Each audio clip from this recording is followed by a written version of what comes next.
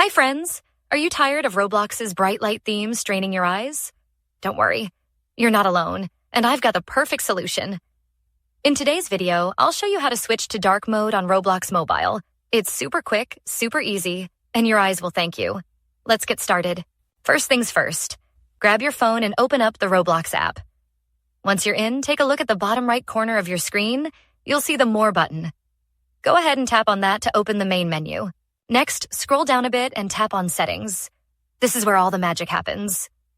Inside the Settings menu, you'll want to select Account Info to access your account preferences.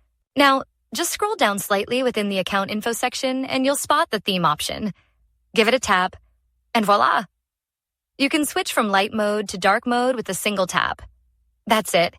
Your Roblox app is now in dark mode. It's such a game changer, especially if you love those late-night gaming sessions.